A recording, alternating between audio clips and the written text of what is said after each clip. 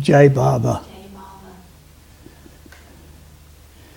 That period, 1967, those 2 weeks that I was with beloved Baba, was certainly, for me, a most joyous period. I loved it.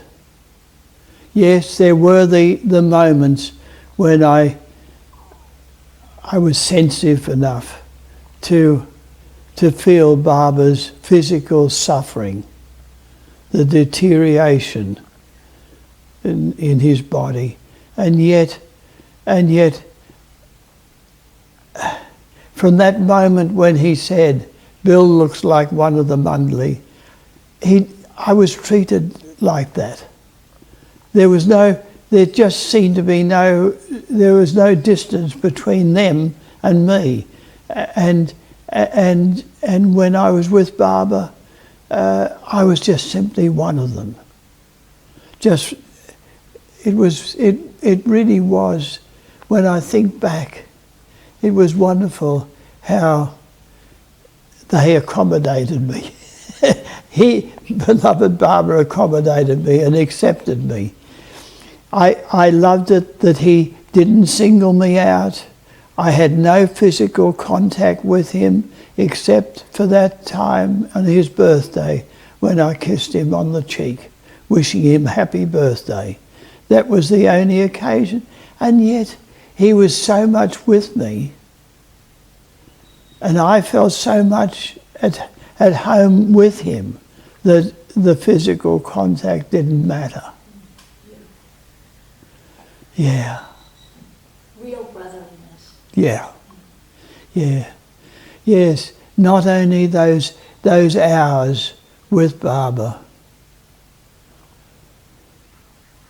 but also the long walks that every evening I did with Erich and Mayawan, and the stories that have remained with me, that Erich told me, and his advice to me. So important it has been in my subsequent history with Baba to be natural, to be simply myself, not strive artificially to be other than what I am. To be, well, strive to be happy. But then, what can one say? Really, one should strive to be everything that Baba has indicated to us that doing that would be so pleasing to him. Being loving, thoughtful, understanding, tolerant, helpful, exerting ourselves for others in little ways, despite our natural tendency not to bother. And yet it's all seems in retrospect so naturally a build-up of service to him that will eventually make us become dust at his feet, as he wishes. Yeah, that. Yes, and of course there were the light moments, but definitely in the main period, for the vast majority of the period of those 2 weeks, it was serious. It was work, and that reminds me, in a way, of what I wrote subsequently of that time.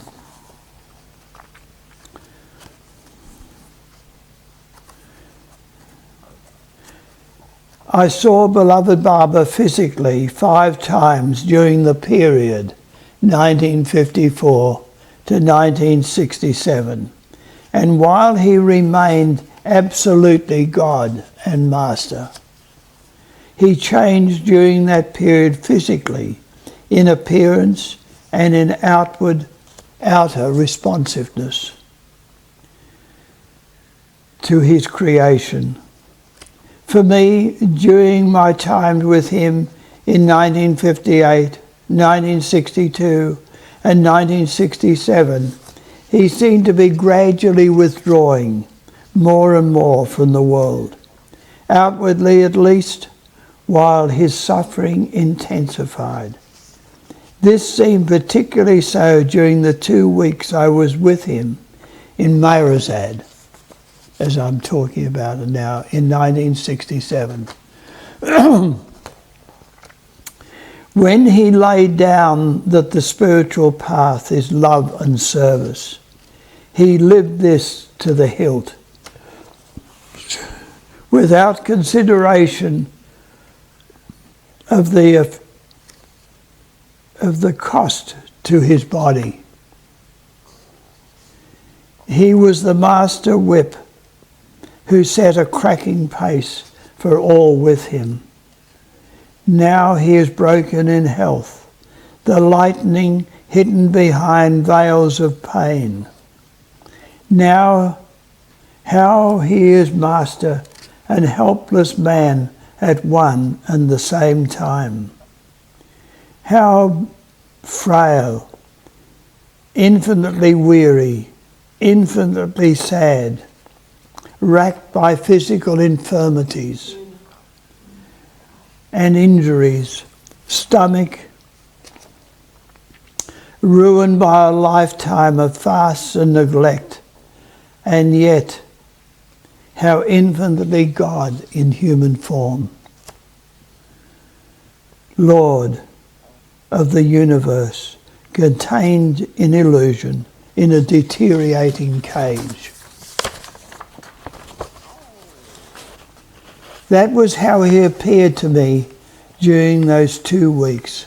Each day he came to Mundley Hall and sat and listened with infinite patience and kindness and sometimes enjoyment to the little songs, queries, complaints, tales of woe, pleadings from his lovers. It's very difficult to write of beloved Baba as I saw him then.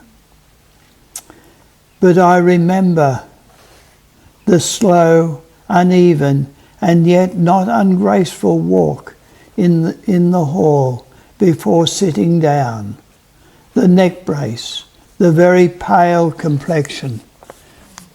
His complexion was actually white. You could say it was white. There was no colour whatsoever. And the movements in the chair as he sought to ease the pain in his body. He often spoke of not feeling well at night, and I would learn that his temperature in the night was 104 degrees.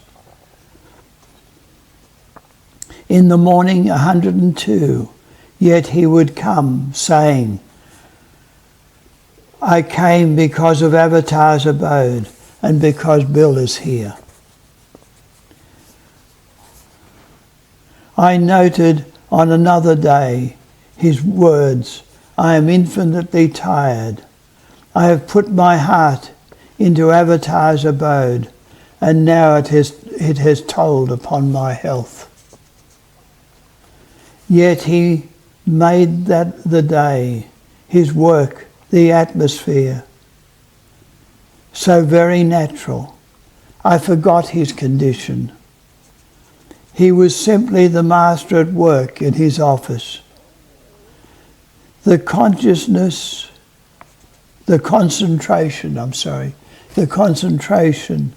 on the work, not on him. Yet he was natural to that day. He was central to that day. As though I existed only because of him.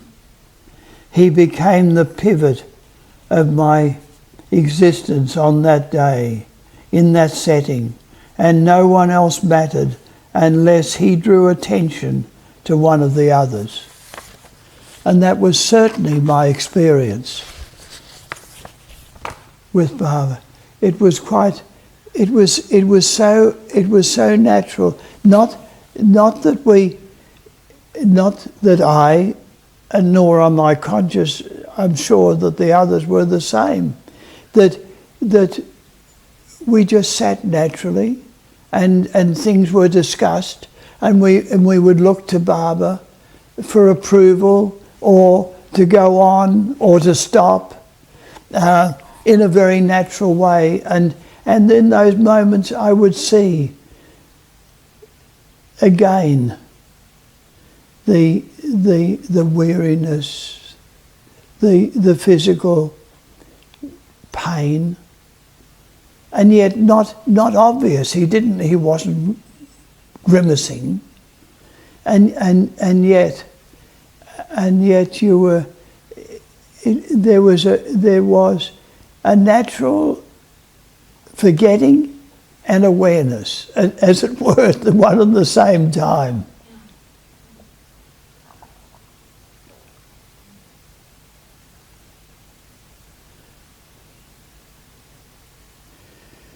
I think it was particularly so an enduring image of that period was at 6 a.m. when he first appeared on his birthday, the 25th of February. And we were, of course, waiting. The hall was beautifully, I think I described it earlier.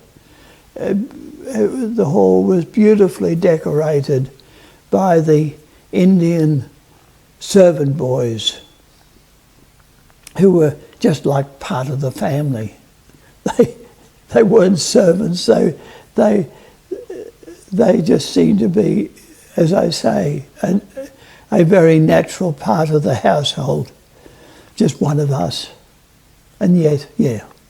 And they had worked over a whole week preparing the decorations, which they then put up overnight before the dawn of the 25th.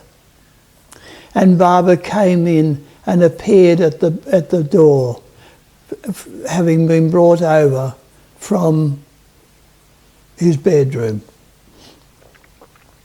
And he had a shawl round his shoulders. And that appearance was most touching. He seemed to be even more aged and frail at that moment. And then he was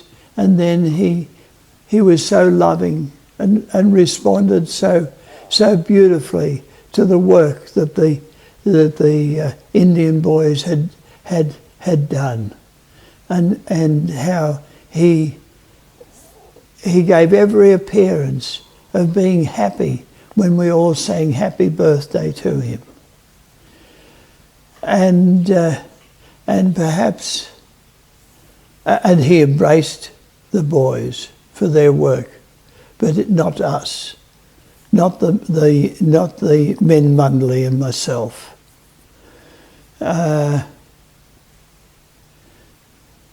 But I do remember, but I can't remember the exact time. Perhaps it was after he returned. He came back after breakfast at 8 a.m. as usual to begin the day. That was the usual time that he came to Mundley Hall, and the day would begin. The office work, you could say, began. But it could have been then. But what I do remember, that he gave us each 2 chocolates, and how delicious they were. And of course I do remember how I had brought a book from Australia for Barbara on Francis's recommendation, and when I presented it to him, I kissed him on the cheek. Again, only because Eric said, Bill, kiss Barbara, or words to that effect. And so I did. And again, I can tell you that skin, there was that a perfume which wasn't like any perfume, not like any other. It wasn't perfume in the normal sense that I'm aware of. And yet there was a fragrance. It was the only thing that I can liken it to was like kissing the cheek, the flesh of a newborn babe. So there and yet unsubstantial.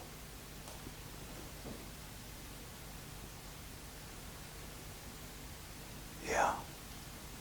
What was the book? Oh, the book was a translation by Arthur Waley of a story of a Chinese monk who was dispatched, who was asked to go to India to collect the Buddhist scriptures for study in China. What was the name of it? The book was called Monkey. And I have no idea what happened to that book, but Barbara was very, very loving, as always, and accepted it, and allowed me to kiss his cheek. It was the only time actually I kissed him. I being brought up, as I think I've mentioned earlier, in a loving and yet English way, in the sense that we weren't. It wasn't in the nature of life as I grew up to be demonstrative. We just weren't with our parents, and yet I can tell you that my parents were very loving, and it was a harmonious marriage. There was none.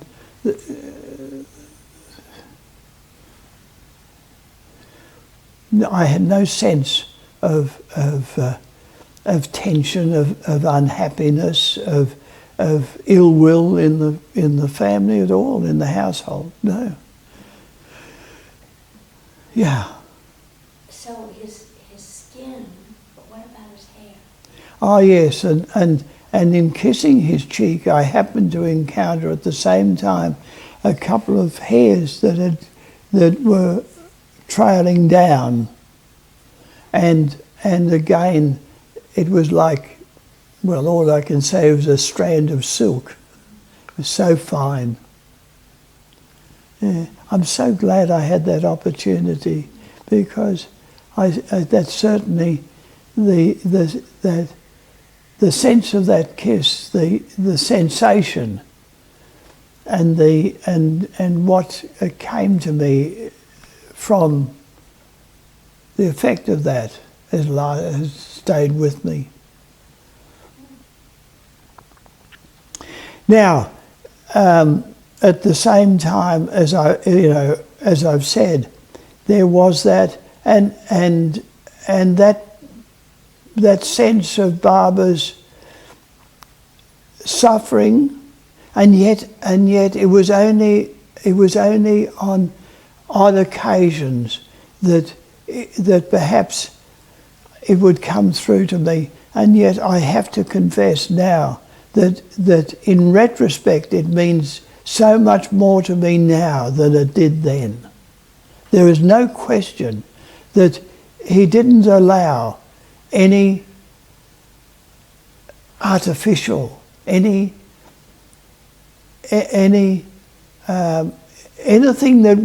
that would take away the attention from his work and what he had come to do. That the process of awakening us. Every moment was his work, as he would say, as paramount. And that was certainly so, particularly for me during those 2 weeks. Yes, there were the odd moments of intimacy. The time when he, I think I've told you where I slept between Francis. I had a room between Francis's room and Beidel's room, and how Barbara, in a very natural way, gestured towards me in the morning, how did I sleep? And I said, fine, Barbara. And Barbara looked puzzled and said that he was reminded of a poem that he knew in his childhood, The Charge of the Light Brigade, which is a famous English poem and describes the charge of a cavalry regiment into battle, and they encountered cannons on each side. And that's what, and Barbara mentioned that he had been reminded of that poem, The Charge of the Light Brigade, and of course all the Mundley, familiar with English literature, enjoyed the reference, and there was a hearty chuckle, appreciation of the situation. They would have known that even before you went into the room. Oh yes, they were all aware. Yeah. Francis's utterances during the night were loud enough to. I wouldn't be a bit surprised if even the women may have heard it 100 yards away in their rooms. Had you had experience with that previously? No, definitely not. I did subsequently, because when he returned, we travelled together at times, and it was so embarrassing in motels where we would stay, and Francis would have these loud explosions in the night, and I would think how I was sure that every resident, every guest in the motel would have been awakened by them. Anyway, very embarrassing. Yeah, and then on another occasion, Barbara was walking up and down Mundley Hall, as I've said he did each morning. And on this particular morning, as he passed, which he didn't do on previous mornings, he glanced at me, and he glanced in such a way that I had no sense of having done any particular act that I didn't normally do, but. And I tell you, that look was such that I wanted to sink through the floor. I just wanted to disappear. You didn't know what you'd done. I had no idea why these looks, but he looked at me each time as he passed. And he suddenly stopped and gestured with a gesture of distaste. at my face. And Erich referred to my shaving. And I said, yes, Barbara, you know, I shave all this, but these hairs that I have growing on my cheekbones, I said, Barbara gestured, why those? And I said, Barbara, if I shave them, they only grow faster, which is a pathetic response. But it was typical of my trying to get out of whatever I could get out of. And Barbara then gestured, no wonder Joan is pulled down in health, looking at those each day. And of course there was great laughter, a burst of laughter from the men Mundley. So all enjoyed it. little black hairs. Little black hairs that I have there. Of course I shave them now, but they were prominent, I must admit. But Barbara's obvious distaste and sort of pointing out in that way the added effect that they must have had on Joan's health. It was a moment of enjoyment for the Mundley, but not for me. Yeah. And as I said, there were moments when I was even more aware of Barbara's physical condition. And on one such occasion, it was, I don't remember why we were outside Mundley Hall on the men's side. I'm not sure what we were doing, but what I remember so distinctly was walking, as it happened, I was walking alongside Erich as we were returning to Mundley Hall and about to enter, and Barbara was leaning, had his hand on Francis's arm, and was walking slowly towards Mundley door to go in. And I could remember that frail, the slow walk, and the frail figure from the back, bowed. It was very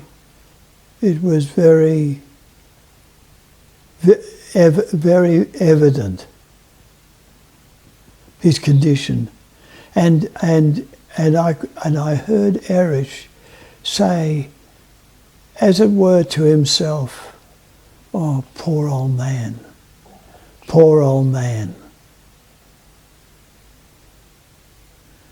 And my God, I could understand that response of Erich, because to all appearance it was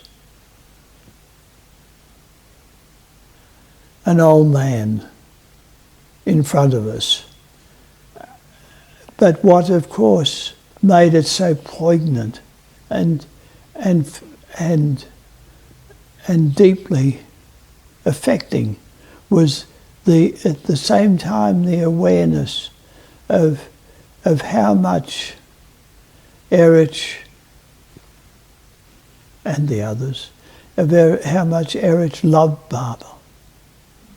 So that intensity, and again, as it were, in that moment, awareness of how much he deserved to be loved. That it was so natural that one would feel so deeply his his distress, his physical condition, infinitely more than other people. Yeah, and I don't know. Perhaps it was that day. I was walking back with Baba as he was being carried from Mundley Hall back to the veranda of the house that contained his bedroom. And I could remember the exact spot, the path through the garden, of Mayra's garden, that was so beautiful, despite the lack of rain and the difficulty of conditions there, and yet it was so beautiful. And Baba gesturing to me, remember, I am God 100%. And he repeated it twice in case I didn't get it. And then Baba being carried up the stairs. So that was while you were walking? That was while we were walking. I can remember being on the Baba was just to my right there. I was right alongside him. Yes. Walking with Baba being carried in the chair. Yes. And then we and Francis and Erich were there, and of course the boys, and then we went up on the veranda, and Baba was put down away from the door, but as it were facing towards that, so that his back was towards Mundley Hall. Yes. I just that I remember so clearly the scene. And Baba embraced the boys. No, he didn't. I mean, he didn't embrace. I mean, the boys all bowed to Baba in farewell. There was no embracing, daily embracings, and then Erich and Francis did likewise. And then I went to do this with Baba, and Baba looked at me and went a number of times very strongly, opened his arms. And now Erich and Francis had gone. They had already were walking away down the stairs and away. And yet the meaning was so clear. It was as though the words had been said. Be brave, be big-hearted, be courageous, go forth and do my bidding, carry out my orders 100%. And it was so interesting, this frail figure that one would think was physically weak, and yet there was such a strength in that movement of Baba's. The opening, be open, be big-hearted, be brave, go forth. All those encouraging words.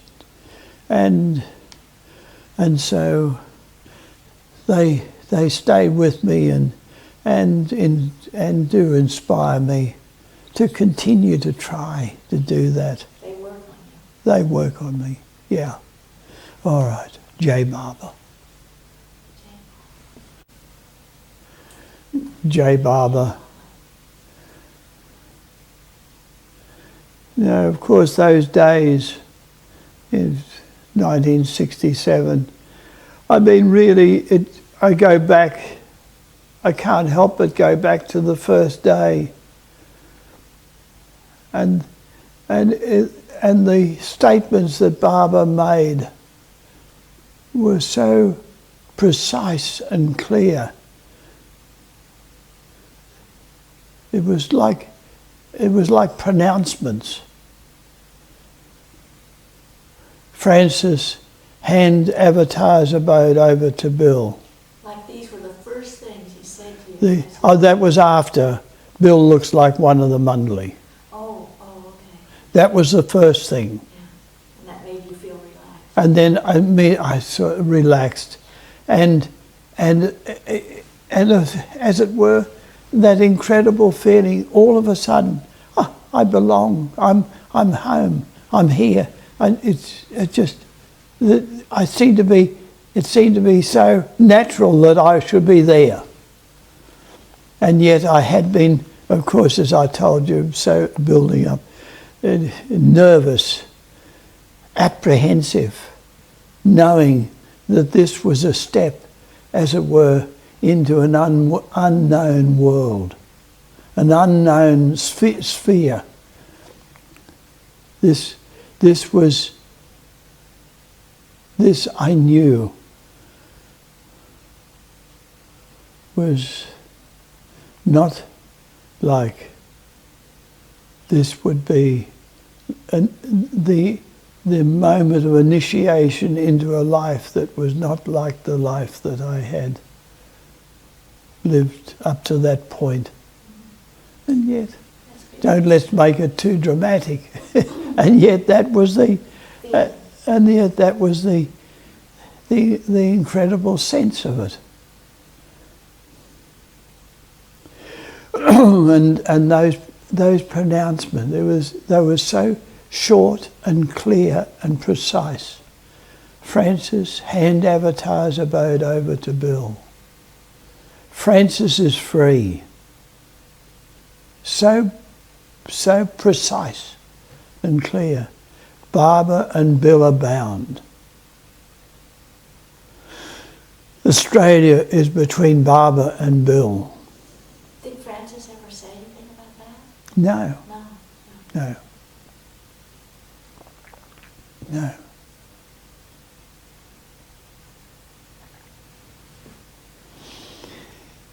Yes, and that seemed to be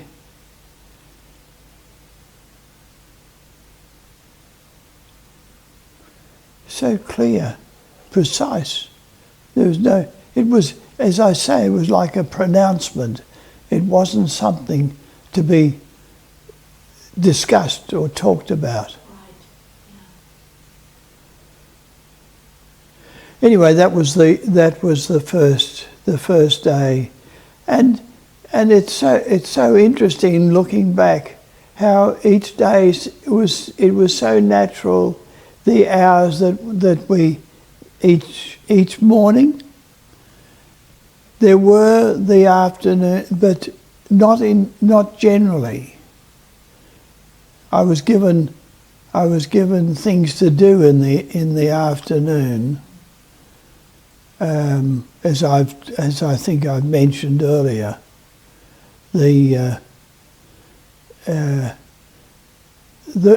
Given the letters, the extensive letters that. You haven't actually talked about it yet. No. What was your No, I was given large folders. I can remember. I mean the extent of those letters from the American Barber lovers, Alan Cohen, Rick Chapman, Robert Dreyfus. But there were so many. Probably I don't remember now all the names. Maybe there was also Darwin and others. But what I do remember so vividly was the feeling that I got, the contrast between the reception that Barbara's message was being given in America, and the reception that it was being given here. Such a contrast. When did Paul say that sentence about there's a flame of love? Yes, it was early. very early, but I don't remember precisely when. What was that phrase again? The phrase was, everywhere in the world, a flame of love is developing for me. Or elsewhere, there is a flame of love developing, but not in Australia. And that was the beginning of the thrust of the impact on me of this. Nothing is happening in Australia. There isn't. Well, as Barbara, to use Barbara's word, there isn't a flame of love. But you don't remember what day he said that? No, but it was early. And then he gave you these folders. And then what? And then he gave you these folders. Yes, and then apart from such expressions of how Barbara was not impressed, we'll say, to put it simply, he was not impressed with what efforts had been made so far in Australia, the result of those efforts. There was no question that we all had tried, not just myself, but others. And yet,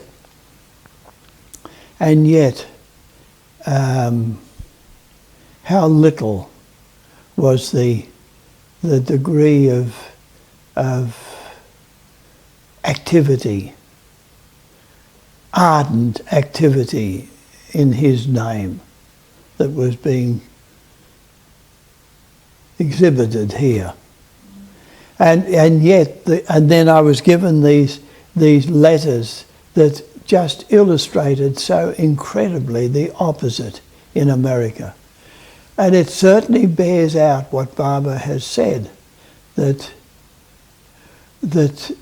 America will lead the world spiritually, that the awakening, these are not his words, but to me it is so clear that as it were, Barbara's manifestation will occur in America and will spread from there.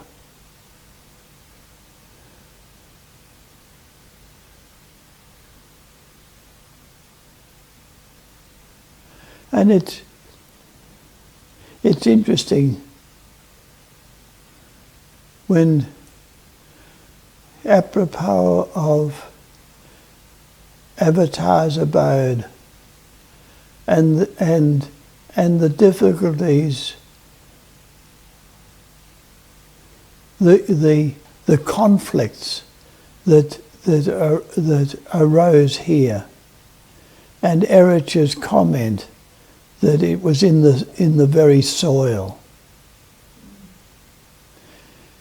And it is, this is purely, as it were, by the way, a side comment. But when you think of the beginning of America,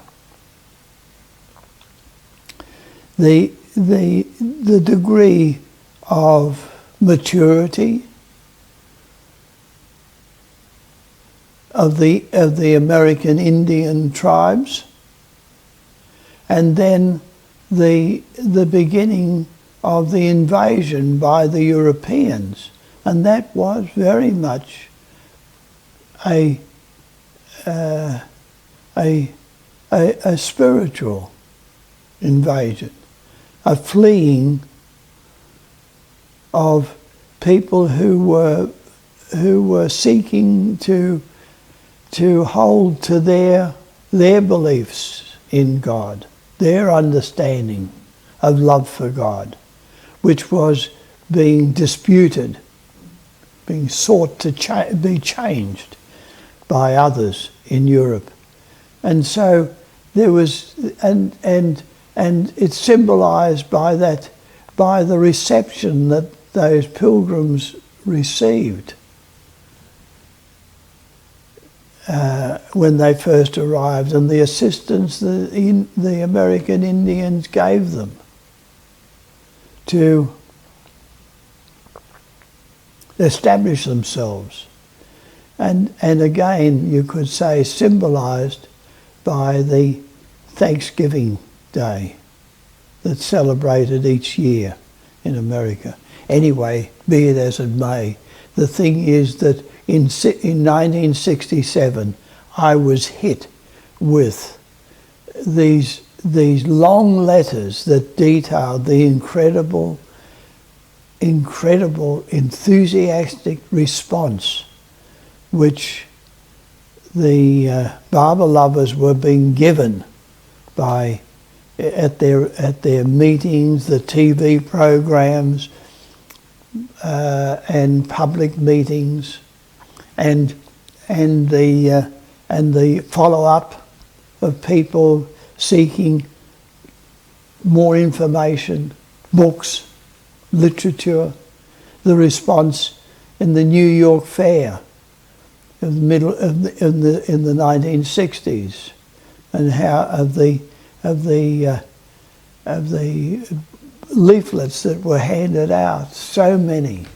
How many? What would you just guess was the number of letters that Baba asked you to read? How many? Oh, there were dozens. It was 2 big folders, Right. foolscap size folders, and the letters were 2 or 3 type letters Yeah.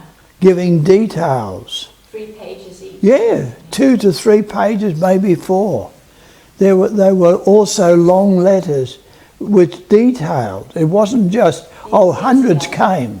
No, there may have been the number given, but then the number that followed up that came after, seeking more information, the various responses and experiences that various people reported after hearing of Baba's name, being told about him.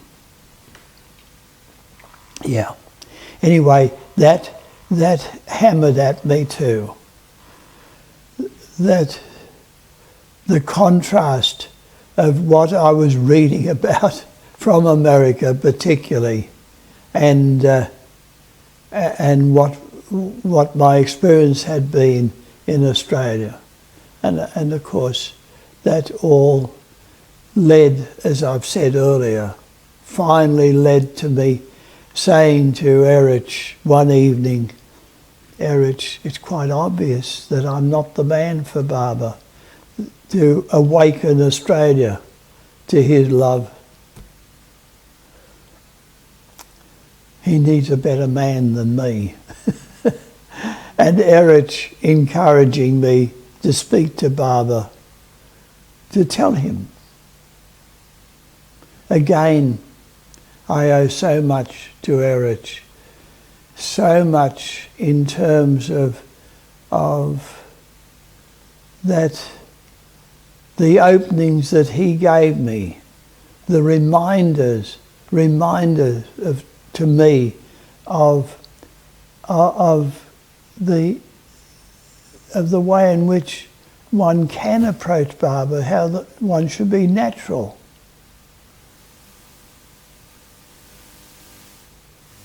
And speak out. Again, of course, it reflected my background of inability of expression, to express myself, to even at that stage be aware clearly what my position was, what of the state of how would one say, the consciousness of the Australian people at that time. of being able to clearly express the reactions that I was getting.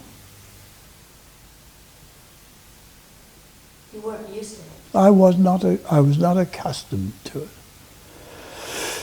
Yeah. Yeah. So that was hopefully, to go back when I reflect on again on those days of 67, how joyful it was for me, how I never even thought of the family. Barbara had to remind me to send a cable that I had arrived safely. I was completely absorbed, enfolded in Barbara's love and presence at Meirizad for that period. I never thought of my work, of finance, of family, of any personal issues. I was certainly made aware of the lack of response to Barbara's message that I could give to Barbara at that time. I was certainly aware of that, but not otherwise. One day that I must mention particularly was Barbara's birthday. Which we started on already. We started. We did mention that, and I said how the Indian boys, the teenagers, how they'd worked after each day. I covered that, and prepared the decorations, and how Barbara how he arrived that morning at 6 a.m. after our rising in the early hours, bathing, and then coming in to Mundley Hall at 5 a.m. I covered that. Yes. And how we said the prayers. We talked about how natural he looked. But we didn't, you just were talking about the suffering and how natural he looked, but we didn't get into what you did actually. Right. Well, we of course we gathered at 5 a.m. and we said Avatar Maya Baba Ki Jai 7 times. And then we said the prayers.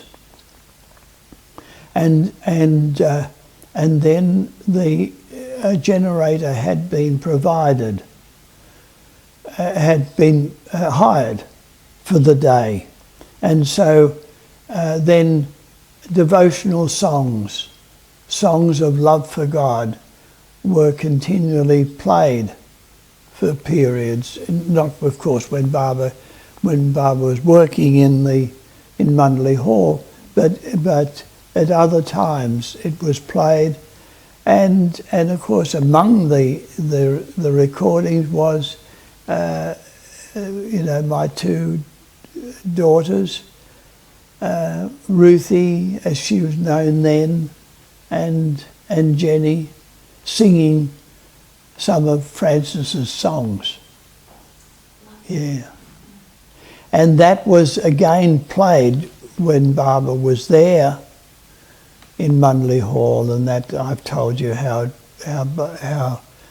Barbara said, it has brought a tear to my eye. Yeah. I was so sad when I came, and now I'm happy, and that their singing has brought a tear to my eye. So beautiful, so touching. Yeah, those moments with Barbara.